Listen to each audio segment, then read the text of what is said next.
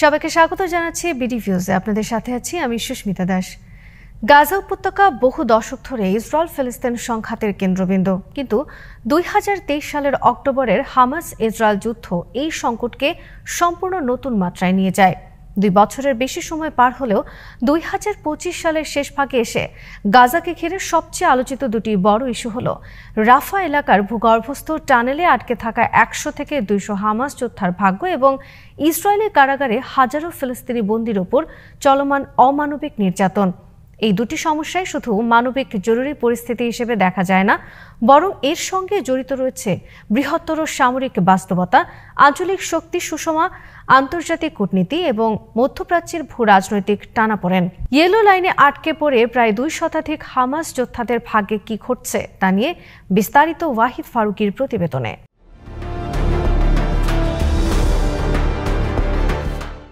গাজায় বহু বছর ধরে হামাস তাদের সামরিক কৌশলের সবচেয়ে গুরুত্বপূর্ণ উপাদান হিসেবে ব্যবহার করেছে বিস্তৃত ভূগর্ভস্থ টানেল নেটওয়ার্ক। এসব টানেল শুধু অস্ত্র পরিবহন নয়, বরং তাদের কমান্ড সেন্টার, যোদ্ধাদের আশ্রয়স্থল, দ্রুত যাতায়াত পথ এবং ইসরায়েলি নজরদারি এড়ানোর কৌশল হিসেবে ব্যবহৃত হয়।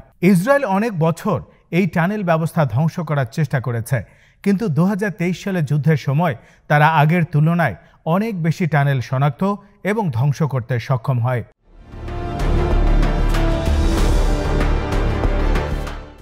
বিশেষ করে রাফা, যা দক্ষিণ গাজার মিশর সীমান্তবর্তী শহর, যেখানে হামাস সব থেকে বেশি জটিল ও গভীর নেটওয়ার্ক তৈরি করেছিল, কারণ সীমান্তের নিকটবর্তী হওয়ায় সেখানে লজিস্টিক সরবরাহ, চিকিৎসা, কমান্ড নিয়ন্ত্রণ ব্যবস্থা এবং যোদ্ধাদের অবস্থানও ছিল বেশি।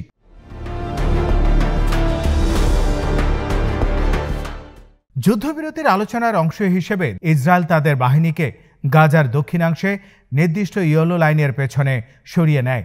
এই লাইনটি মূলত একটি সামরিক সীমানা, যার ভেতরে ইসরায়েল প্রবেশ করবে না এবং হামাসও তাদের যোদ্ধাদের সেই লাইন অতিক্রম করবে না। এমন একটি সমঝোতার অংশ ছিল, কিন্তু সমস্যাটি তৈরি হয় রাফার কয়েকটি এলাকায়, যেখানে ইসরায়েল চুক্তি করলেও পুরোপুরি নিয়ন্ত্রণ ছাড়েনি। ফলে সেখানে থাকা বহু টানেলের মুখ ইসরায়েলি সেনারা ঘিরে ফেলতে সক্ষম হয়।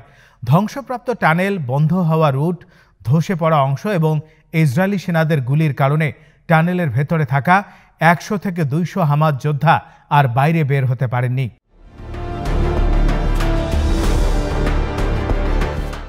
হামাসের অভ্যন্তরীণ নির্দেশ অনুযায়ী কোনো যোদ্ধা আত্মসমর্পণ করতে পারে না। এটা তাদের নীতি, যা তারা প্রতিরোধের নৈতিক অঙ্গীকার হিসেবে দেখে। ফলে যোদ্ধারা টানেলের ভেতর থেকে বের হয়ে আত্মসমর্পণ বা গুলি খাওয়ার ঝুঁকি নিতে পারেননি। আর ভেতরে থাকলে খাদ্য, পানি, ওষুধ, বায়ু, এমনকি আলো না থাকায় তারা মৃত্যু ঝুঁকিতে আটকে যায়। ধীরে ধীরে টানেলগুলো এক প্রকার মৃত্যু ফাঁদে পরিণত হয়।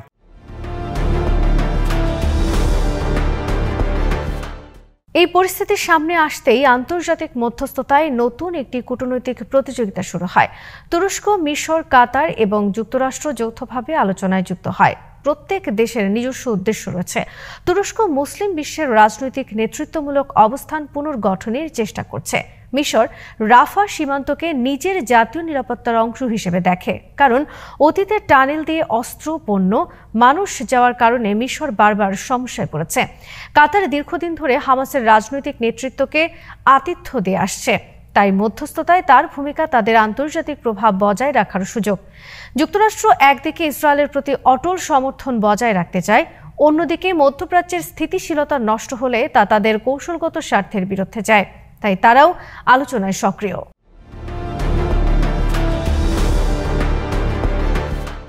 এই 4 দেশের আলোচনার মূল লক্ষ্য ছিল হামাস যোদ্ধাদের জন্য একটি নিরাপদ প্যাসেজ, অর্থাৎ এমন একটি পথ বা রুট তৈরি করা যাতে তারা ইয়েলো লাইনের পেছনে নিরাপদভাবে চলে যেতে পারে এবং এতে যুদ্ধবিরতি চুক্তিও ভেঙে না যায়। কিন্তু সবচেয়ে বড় বাধা হয়ে দাঁড়ায় ইসরায়েল।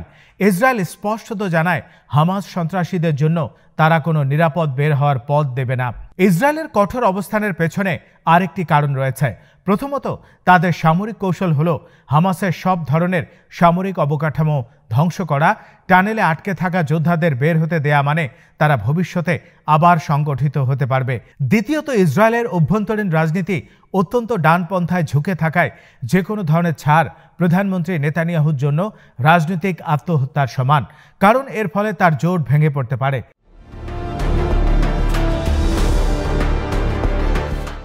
তৃতীয়ত, ইসরায়েলি জনমত বহু হামলা, জিম্মি, নিরাপত্তাহীনতার অভিজ্ঞতার কারণে অত্যন্ত প্রতিশোধমূলক মনোভাব ধারণ করেছে।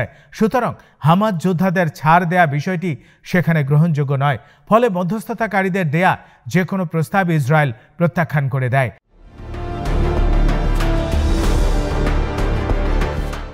অন্যদিকে হামাসও গুরুতর সংকটে পড়ে। রাফা অঞ্চলে তাদের সামরিক কাঠামো অনেকটাই দুর্বল হয়ে গেছে। সেখানে থাকা যোদ্ধাদের মৃত্যু হলে দক্ষিণ গাজায় হামাসের অস্তিত্ব প্রায় বিলীন হয়ে যাবে। অতীতে হামাস নিজেদের সবচেয়ে বড় শক্তি হিসেবে তুলে ধরেছে তাদের সংগঠিত প্রতিরোধ ও শৃঙ্খলাকে, কিন্তু তারা যদি নিজেদের যোদ্ধাদের বাঁচাতে ব্যর্থ হয় তাহলে গাজার জনগণের চোখে তাদের মর্যাদা ক্ষতিগ্রস্ত হবে।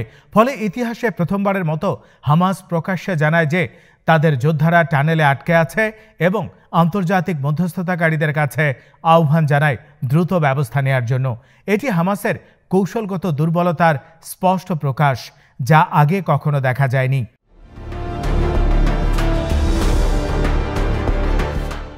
যুদ্ধবিরতি চুক্তি কার্যকর হলেও বাস্তবে প্রতিদিনই লঙ্ঘন হচ্ছে। গাজা মিডিয়া অফিস দাবি করে ইসরায়েল শতবার চুক্তি ভঙ্গ করেছে এবং তারা ইয়েলো লাইন অতিক্রম করার অভিযোগ তুলে হামাস যোদ্ধাদের হত্যা করছে। ইসরায়েলের দাবি প্রথম চুক্তি ভেঙেছিল হামাসই। এভাবে উভয় পক্ষই একে অপরকে দায়ী করছে। যুদ্ধবিরতি কার্যত একটি ভঙ্গুর, অস্থির, অসম্মতিপূর্ণ অবস্থা, যেখানে চুক্তির নিয়ম কাগজে আছে কিন্তু মাঠে নেই।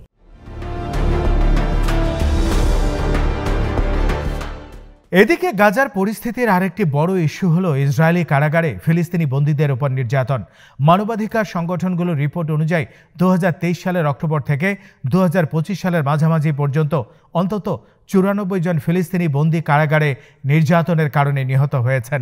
কারাগারে মারধর, দড়ি দিয়ে ঝুলিয়ে রাখা, ফুটন্ত পানি ঢেলে দেয়া, ভোঁতা অস্ত্র দিয়ে আঘাত, কুকুর ছুঁড়ে দেয়া, যৌন নিপীড়ন, ঘন্টার পর ঘন্টা নগ্ন করে রাখা, খাবার বন্ধ করে দেয়া, ঘুম বঞ্চনা, চিকিৎসা না দেয়া, এমনকি তুষার তাপমাত্রায় রেখে দেয়া, এসব নির্যাতনের অসংখ্য প্রমাণ পাওয়া গেছে।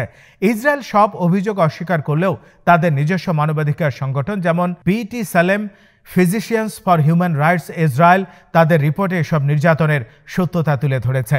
বর্তমানে ইসরায়েলি কারাগারে ফিলিস্তিনি বন্দীর সংখ্যা 10,000 ছাড়িয়ে গেছে, যার মধ্যে নারী ও শিশুর সংখ্যাও উল্লেখযোগ্য। যুদ্ধের সময় সামরিক বাহিনীকে আরও স্বাধীনতা দেয়া হয়, ফলে জবাবদিহিতা নেই। এই অবস্থায় নির্যাতন আরও বেড়ে গেছে। হামাস আন্তর্জাতিক সম্প্রদায়ের কাছে দাবি করেছে তারা যেন এসব নির্যাতন বন্ধে কঠোর পদক্ষেপ গ্রহণ করে।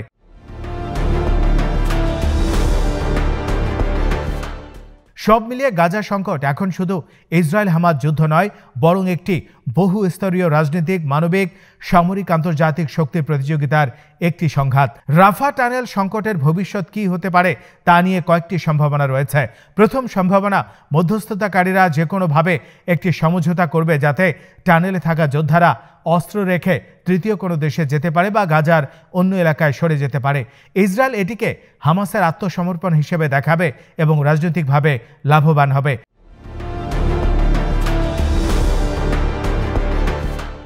দ্বিতীয় সম্ভাবনা, ইসরায়েল যদি কঠোর অবস্থান বজায় রাখে তাহলে টানেলের ভেতরে থাকা যোদ্ধাদের মৃত্যু বাড়বে এবং এতে যুদ্ধবিরতি সম্পূর্ণ ভেঙে পড়তে পারে। তৃতীয় সম্ভাবনা, মানবাধিকার ইস্যুতে আন্তর্জাতিক চাপ এতটাই বেড়ে যেতে পারে যে শেষ পর্যন্ত ইসরায়েলকে কোনো না কোনো নমনীয়তায় যেতে হবে।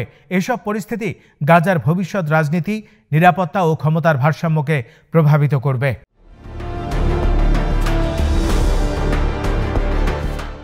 অবশেষে বলা যায়, গাজার বাস্তবতা এখন এমন এক অনিশ্চয়তার জায়গায় দাঁড়িয়ে আছে যেখানে যুদ্ধবিরতি বজায় থাকলেও এর ভাঙন যে কোনো মুহূর্তে ঘটতে পারে। রাফার টানেলে আটকে থাকা যোদ্ধাদের সংকট এবং কারাগারের নির্যাতন দুটি বিষয় ভবিষ্যতের মধ্যপ্রাচ্যের ভূ রাজনীতিকে নতুন করে গঠন করবে। সামরিক হিসাব, রাজনৈতিক স্বার্থ, আন্তর্জাতিক মধ্যস্থতা, মানবিক বিতর্ক সবকিছু মিলিয়ে গাজা আবারও এমন এক উত্তাল সময়ের মুখোমুখি, যার পরিণতি শুধু গাজার ভবিষ্যৎ নয়, বরং সমগ্র মধ্যপ্রাচ্যের রাজনৈতিক মানচিত্রেও বড় পরিবর্তন নিয়ে আসতে পারে। আজ এখানেই শেষ করছি। সবাই ভালো থাকুন, সুস্থ থাকুন আর দেখতে থাকুন বিডি ভিউজ। চ্যানেলটি ভালো লাগলে সাবস্ক্রাইব করুন, সংযুক্ত থাকুন আমাদের ফেসবুক পেজে।